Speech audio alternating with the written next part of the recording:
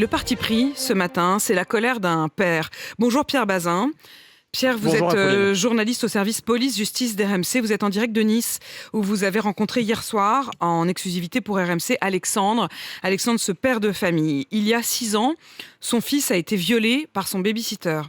L'homme a été condamné en 2020. Il avait été condamné et il ne devait plus entrer en contact avec des enfants. Pourtant, il est aujourd'hui suspecté d'avoir fait de nouvelles victimes dans le Nord.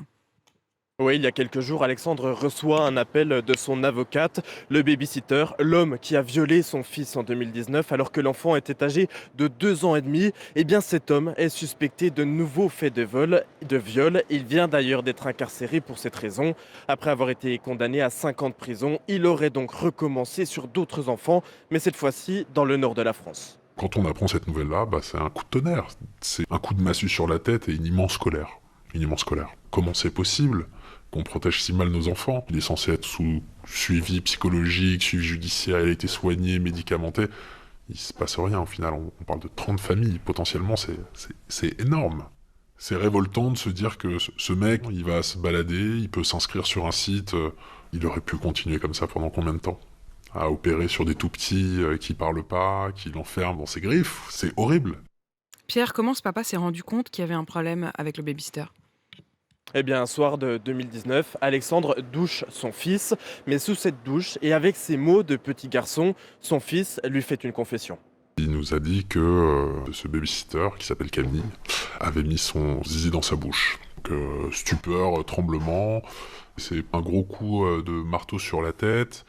Et heureusement, on a rapidement été entendu à la police. Et dès le lendemain, il était arrêté puisqu'il partait travailler dans une crèche de luxe en Suisse 2 jours plus tard.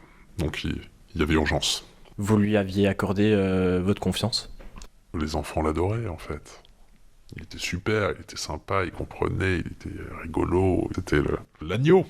Avec l'enquête, on découvre le récit aussi de ce qui s'est passé plus précisément. Ça fait froid dans le dos. On découvre son témoignage où il parle même de zoophilie, enfin de trucs vraiment déroutants et dégueulasses. On imagine toutes les horreurs qui ont pu arriver. Il faut faire quelque chose, il faut pousser l'enquête. Et aujourd'hui, ce père de famille, on l'a entendu, il est particulièrement en colère, Pierre. Oui, Alexandre nous avoue avoir des envies de vengeance encore aujourd'hui contre cet homme, alors qu'il a toujours choisi de faire confiance à la justice.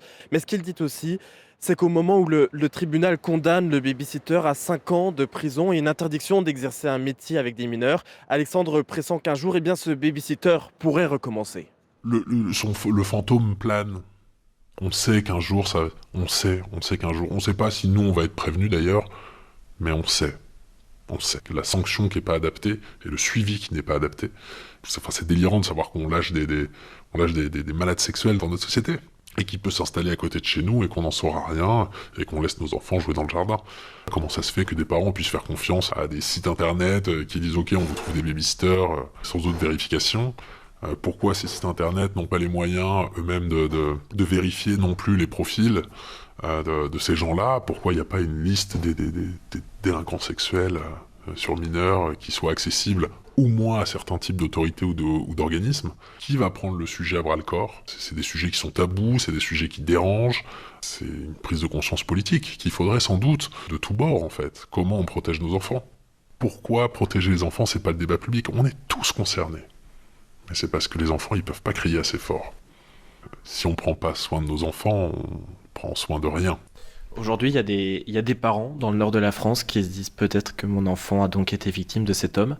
Est-ce qu'il y a quelque chose que vous aimeriez leur dire, vous qui avez déjà traversé cette épreuve ? Je suis désolé. Je suis désolé pour eux. Mais qu'il faut croire à la faculté de résilience des enfants, et puis ça va aller. Alexandre interpelle aujourd'hui les pouvoirs publics et les acteurs de la petite enfance. Il espère une prise de conscience. Il veut surtout tout faire pour empêcher que ce genre de cas ne se reproduise. Qu'ils ne se reproduisent comme justement ça semble être le cas. C'est terrible, au-delà du témoignage, de voir le dysfonctionnement aussi de notre chaîne, en quelque sorte, à la fois de justice et de protection des enfants. Merci Pierre Bazin, donc journaliste police-justice d'RMC, et merci à ce papa d'avoir témoigné, Alexandre, papa d'un petit garçon violé en 2019 par cet homme accusé à nouveau donc de viol dans le nord de la France.